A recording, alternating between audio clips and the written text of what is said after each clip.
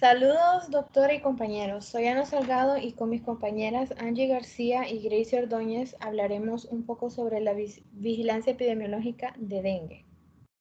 Bueno, como objetivos tenemos, número 1, describir los procesos de diagnóstico para la detección de dengue y el manejo clínico del paciente sospechoso de dengue. Número 2, determinar el estado epidemiológico de la enfermedad y factores de riesgo que hacen a la sociedad vulnerable ante esta enfermedad. Y número 3, colaborar a la vigilancia epidemiológica en salud pública ante la situación de dengue y de esta manera poder disminuir situaciones graves de esta enfermedad. ¿Qué es dengue? El dengue es una enfermedad transmitida por los mosquitos hembra que pertenecen principalmente a la especie Aedes aegypti y en menor medida a Aedes albopictus. La enfermedad es causada por un tipo de arbovirus y este es principalmente tropical, con una mayor incidencia en Centroamérica y el Caribe. El dengue causa un extenso espectro de síntomas. Comprende desde la enfermedad asintomática hasta los síntomas graves similares a los de una gripe en las personas infectadas. Estos síntomas se caracterizan por un aumento rápido de la fiebre que puede durar de 5 a 7 días y generalmente está acompañado de dolor de cabeza, dolor en las articulaciones, dolor muscular y sarpullido. El dengue es causado por un virus de la familia Flaviviridae y tiene 4 serotipos. Serotipo 1, serotipo 2, 3 y 4. Luego de una infección con uno de los 4 serotipos, digamos una infección por serotipo 4 de dengue, este generalmente va a conferir la inmunidad contra este serotipo, pero no va a proteger contra los demás serotipos. Ahora, en cuanto al monitoreo biológico para dengue, para el buen monitoreo de esta enfermedad implica el exterminio del vector. Estos vectores utilizan lugares húmedos como criaderos. Algunos de estos lugares pueden ser neumáticos, donde queda agua estancada, botellas, latas, piletas, baldes, entre otros. Un método para el control del vector es la fumigación. Este es el método que más se utiliza en Honduras y es un método efectivo ya que elimina los estadios maduros del vector, pero tiene la desventaja que no va a eliminar los estadios inmaduros del vector, por lo cual el método debe de realizarse repetidamente. En otros países como América y Asia, sí se utilizan otros métodos para la eliminación de los estadios inmaduros y se han utilizado peces pequeños, copépodos, tortugas, algas, entre otros. En Costa Rica, por ejemplo, se utilizó un copépodo de agua dulce, que son estos microcrustáceos, son del género Macrociclops albida, también está Mesociclops termociclopides y Mesociclops longestus. Estos son utilizados para el control biológico del vector y en Costa Rica fue un método efectivo contra Aedes aegypti, ya que estos microcrustáceos le generan una lesión letales a la larva del vector. Este también podría ser un método utilizado en un futuro en Honduras, ya que como mencionamos anteriormente, la fumigación resulta inútil contra los estadios inmaduros. Luego tenemos el monitoreo ambiental. Como lo mencionamos anteriormente, los vectores se desarrollan en lugares húmedos. El vector se desarrolla en ambientes intradomiciliarios, peridomiciliarios y comunitarios. Para el monitoreo ambiental de este vector se debe mantener orden y limpieza en los domicilios y comunidades. Para evitar la reproducción, más que todo para evitar la reproducción de este vector. Para esto se deben desechar todos los objetos que puedan ser acumulación de agua estancada, como latas, botellas, neumáticos, entre otros. Las áreas verdes se deben mantener cortadas y quitar cualquier maleza. También se deben de cubrir todas las piletas o tanques de agua y también realizar periódicamente inspecciones en las viviendas y específicamente en lugares donde puedan haber criaderos de este vector. También se pueden instalar telas metálicas en ventanas y puertas, utilizar repelente de mosquitos en la piel. En las escuelas se debe mantener limpio y ordenado las zonas de área verde y eliminar cualquier fuente de agua estancada para evitar los criaderos del vector. También se debe de educar al personal de limpieza de estos institutos sobre la importancia de eliminar cualquier fuente de criaderos del vector. Ahora, en cuanto a la definición de caso, el dengue es una enfermedad, como lo había mencionado anteriormente, febril, y esta afecta desde lactantes hasta adultos. La infección puede presentarse de forma asintomática o con síntomas que van desde una fiebre alta, dolor de cabeza, dolor en los ojos, dolor muscular, articular y sarpullido. Esta enfermedad presenta un periodo de incubación de 7 a 14 días. Después de este periodo de incubación se presentan 3 fases: la fase febril, la fase crítica y la fase de recuperación. En la fase febril es cuando se desarrolla una fiebre alta y esto oscila entre los 40 grados Celsius a los 104 grados Fahrenheit, con los síntomas que pueden durar de 2 a 7 días. Estos síntomas son vómito, náuseas, dolor de cabeza intenso, dolor atrás de los ojos, dolor articular y un rash o sarpullido. En la fase crítica o dengue con signos de alarma, es cuando la fiebre del paciente está por debajo de los 38 grados Celsius y pueden empezar a aparecer signos de alarma o complicaciones potencialmente letales, ya que en esta se presenta una fuga de plasma, hay una retención de líquido, hay dificultad para respirar, pueden haber hemorragias, ya sea sangrado debajo de la piel, son los moretes, sangre en la orina, fatiga, puede haber hepatomegalia y puede haber sangrado en encías o la nariz. Si los pacientes presentan este tipo de síntomas, deben estar en observaciones rigurosas.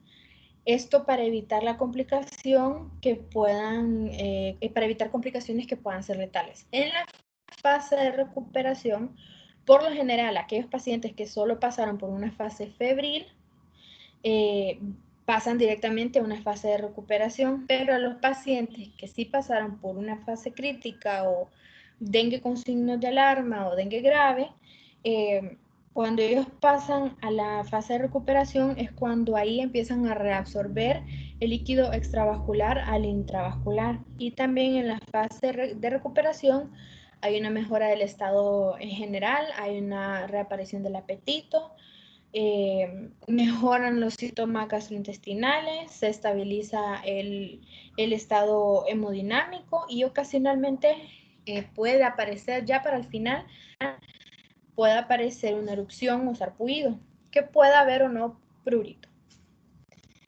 Para el criterio de laboratorios, hay 3 criterios cuando se trata de dengue. El primero es la identificación de los anticuerpos IgM de dengue. Los anticuerpos de IgM contra el dengue aparecen en el suero alrededor del 5º día después de la fiebre y estos van a persistir durante 2 o 3 meses. Su presencia indicará una infección reciente y las muestras deben tomarse ante la presencia de síntomas febriles y evolución superior a 5 días. Ahora, el segundo criterio es el aislamiento del virus mediante pruebas moleculares. Este es un ejemplo de un PCR en el cual aquí están los 4 serotipos de dengue. Las pruebas moleculares del virus del dengue se pueden realizar a partir de suero obtenido 5 días al inicio de la fiebre. Aunque el tercer día del inicio de los síntomas es el momento óptimo para lograr la detección del virus o su material genético. Las muestras deben recolectarse siempre con un paciente con síntomas febriles agudos de menos de 5 días después del inicio de los síntomas. Y el tercer criterio, que son muestras de tejido, estas muestras se obtienen de cualquier paciente que haya muerto de fiebre y hemorragia, que haya muerto por fiebre, hemorragia, shock o ictericia de un área con dengue y que no haya tenido una causa clara de muerte. En los casos en el que el dengue pueda ser fatal, se deben tomar muestras de hígado, vaso, pulmón, cerebro, miocardio, médula ósea y riñón. En la clasificación de los casos hay dos clasificaciones que estas tienen subclasificaciones. Las clasificaciones son aquellos casos sospechosos por dengue y la segunda clasificación son casos confirmados por laboratorio por dengue. En la primera clasificación, que son los casos sospechosos por dengue, tiene las siguientes subclasificaciones. La primera subclasificación es dengue sin signos de alarma, que son todos aquellos pacientes con un cuadro febril de 2 a 7 días con los siguientes síntomas: dolor de cabeza, dolor de espalda, mialgia, artralgia y erupción cutánea. De ahí está la segunda subclasificación, que es dengue con signos de alarma, que son todos aquellos pacientes que cumplen con los síntomas anteriores y a esto se le suma un dolor abdominal que es persistente, vómito persistente, diarrea, letargo, hipotensión, hepatomegalia, disminución de diuresis y hemorragias y trombocitopenia. Que esta trombocitopenia se va a ver en el hemograma que hay una hemoconcentración también. En casos de dengue grave, son todos aquellos pacientes que cumplen con todos los síntomas anteriores y que además sufren de una extravasación grave de plasma. Hay una acumulación de líquido y una dificultad para respirar. Aparte sufren de hemorragia con compromiso hemodinámico y hay un daño severo en órganos como en el miocardio, también encefalitis, entre otros. Y la segunda clasificación son aquellos casos confirmados por laboratorio y también tiene sus subclasificaciones. Y estas son caso probable de dengue, dengue grave o mortalidad por dengue confirmado por alguno de los criterios de laboratorio para el diagnóstico. Son aquellos casos confirmados de muerte por dengue, son todos aquellos pacientes que fallecieron en caso probable de dengue grave confirmado por laboratorio o histopatología. Y los casos sospechosos de muerte por dengue, cualquier posible muerte por diagnóstico clínico de dengue sin suficientes muestras de tejido y suero para pruebas virológicas debe ser considerado como muerte por dengue a nivel nacional. Y es una falla en el sistema de vigilancia epidemiológica. A continuación los dejo con mis compañeras.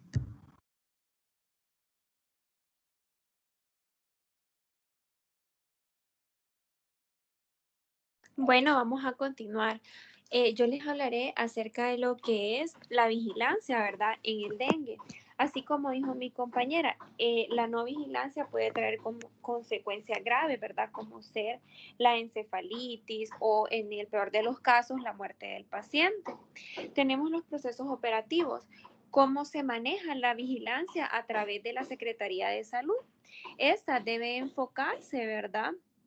En reconocimiento en la etapa febril del dengue, como les mencionó mi compañera, ya que en esta etapa el paciente puede tener lo que son los signos vitales inestables. A esto se le conoce como un choque persistente. Si el choque persistente continúa por varios días, por lo general más de 2, se puede llevar una acidosis metabólica, que esta es el principal sangrado, ¿verdad?, de los pacientes que presentan dengue hemorrágicos, pues sabemos que esto les puede causar consecuencias, ¿verdad?, a largo y a corto plazo. También la notificación inmediata a las autoridades de salud pública correspondientes a un paciente con signos de alarma, ¿verdad? Sabemos que va a presentar un paciente con signos de alarma, vómito, dolor de cabeza, dolor de ojos, mialgia, lo que son petequias, equimosis, vómito con sangre, también sangre en la orina, dolor abdominal, sudoración, palidez. Todo esto se debe manejar para tratar de sobrellevar, ¿verdad?, al paciente a que no vaya a convertirse en hemorrágico, y si es dengue hemorrágico, pues tratarse para que el paciente pueda salvarse y no quede, ¿verdad?, con consecuencias. También se llama atención y capacitación del paciente en la fase febril de la enfermedad, ya que si el sangrado persiste, puede poner en riesgo la vida del paciente, aunque ya se haya corregido, ¿verdad?, el choque séptico, como les estaba mencionando, se van a ver afectados, ¿verdad? Varias pruebas de laboratorio que más adelante les voy a hablar de ellas. Esta debe evitarse al máximo también, ¿verdad? Técnicas invasivas que estas pueden poner peor, ¿verdad?, al paciente, ya que se evita a toda costa que el paciente reciba transfusiones innecesarias, y por eso se le trata de controlar los niveles de plaquetas para evitar futuras transfusiones. Y también la siguiente, por favor. Ana, la siguiente diapositiva. No, antes de esa. Antes de esa. Tenemos las fichas de vigilancia, lo cual, como les mencionaba anteriormente, en esta, cuando el paciente está en la etapa febril, se debe de llevar un control, cómo ser los síntomas, la temperatura, la prueba del torniquete, se le debe realizar el hematocrito, los leucocitos, ver si se le controla o no el sangrado, ¿verdad?, y los síntomas. Luego de se lleva también, se llena otra ficha, ¿verdad?, epidemiológica. Una es para que quede en el centro hospitalario donde se le está atendiendo, para saber y controlar los signos y síntomas del paciente. Y la otra es para nosotros, ¿verdad? Como Secretaría de Salud, como personal de salud, debemos manejarlo. Y ahí el cual manifiesta o hablamos de los signos y síntomas, y también de las pruebas, cómo va evolucionando, si va mejorando o empeorando, ¿verdad? Ya que realizamos el control de hemoglobina, hematocrito, plaquetas, que en este caso es fundamental, los leucocitos, y si se puede, ¿verdad?, si el hospital cuenta con imágenes radiológicas o ultrasonidos para ver si ha afectado otro órgano, como mencionó mi compañera, ¿verdad?, que en el caso de que no se controle, el daño puede ser severo. Entonces, todo esto se evita llevando un control epidemiológico a nivel de la Secretaría de Salud, y si es en el ámbito privado, también lo deben reportar. Esto pues para tratar de disminuir en un futuro lo que es el dengue hemorrágico y pues la muerte que se puede causar. Los dejo con mi compañera para que les hable más del tema.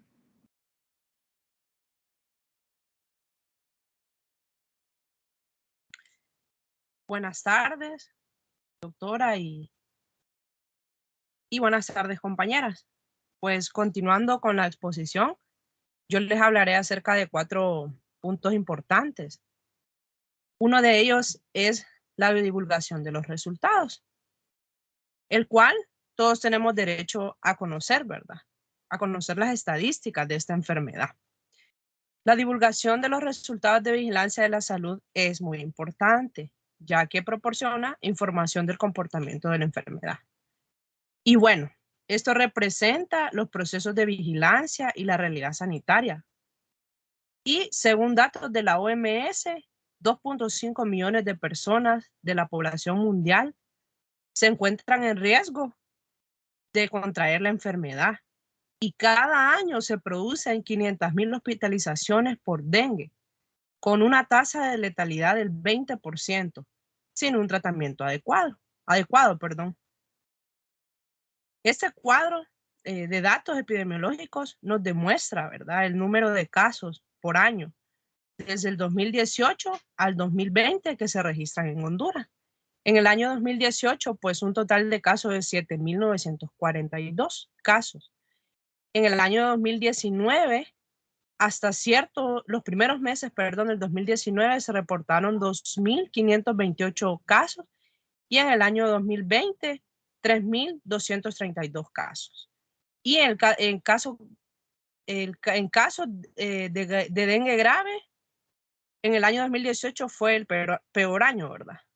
Con 1,172 casos. Siguiente diapositiva. Y bueno, estas gráficas, según la OPS, para el año 2020, pues Honduras se encontraba en primer lugar en proporción de dengue grave, en un 7.00%, y también una dispersión de la tasa de letalidad, que también era del 7%. Siguiente. Y bueno, como segundo punto tenemos la orientación para la acción, ¿verdad? Que en la intervención a nivel individual, ante la sospecha de un caso probable o confirmado, se recomienda, como paso número 1, realizar una evaluación general, ¿verdad? Una historia clínica haciendo hincapié en inicios de la fiebre, último día de fiebre, evolución, automedicación, hidratación y en los antecedentes personales también patológicos. Exámenes físicos completos, que incluye un examen neurológico también, investigación, incluyendo pruebas de laboratorio de rutina y específicas para dengue. Como paso número 2, un diagnóstico, una evaluación, una clasificación de las fases de la enfermedad. Y como paso número 3, un tratamiento con notificación de la enfermedad y la decisión del tratamiento. En la intervención a nivel colectivo, pues los establecimientos de salud del primer y segundo nivel de atención son responsables en las áreas de consulta externa y de emergencia de una adecuada evaluación. Es necesario que tengan recursos humanos, infraestructura e insumos que deben contar con unidades de dengue para dar respuesta a todos los pacientes con condición de dengue. Bueno, y en general participan, ¿verdad? Recursos humanos, recursos de laboratorio, los medicamentos, la comunicación, que es muy importante, bancos de sangre, materiales y equipos, educación y capacitación. Y como tercer punto, ¿verdad? Las intervenciones sobre el medio. Es importante impartir el conocimiento sobre la enfermedad, la transmisión y los vectores. La población se debe educar muy bien sobre el dengue a fin de que los pacientes y sus familias tengan un propio cuidado.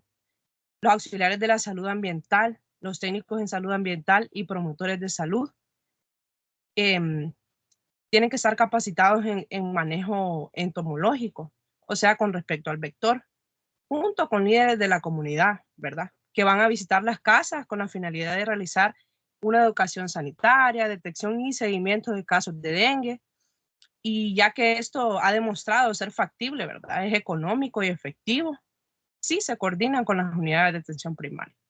Y es conveniente disponer de información impresa sobre la enfermedad del dengue y los signos de alarma para que puedan ser distribuidos a los miembros de la comunidad y los proveedores de atención médica, públicos, privados, ONG y otros incluirán también actividades de educación sanitaria, como lo es la prevención y el control de la enfermedad en su trabajo diario.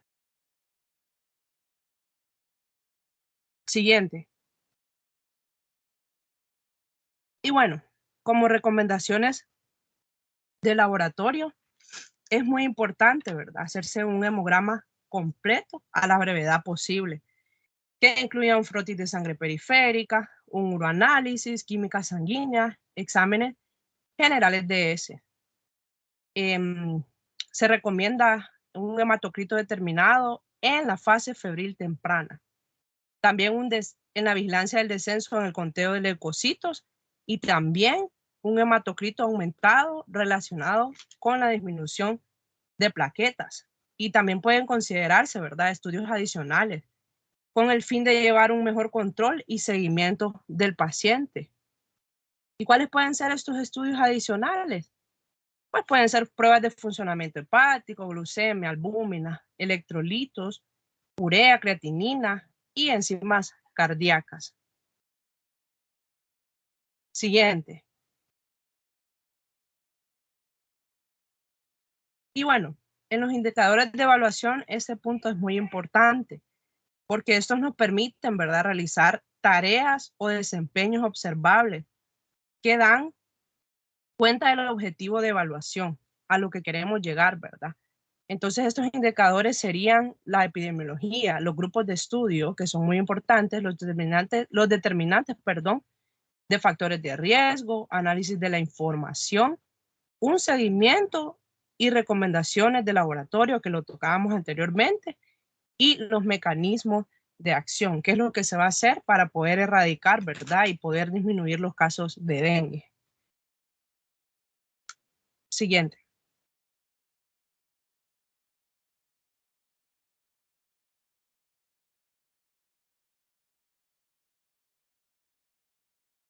Y bueno, esto ha sido nuestra exposición. Muchísimas gracias por su atención.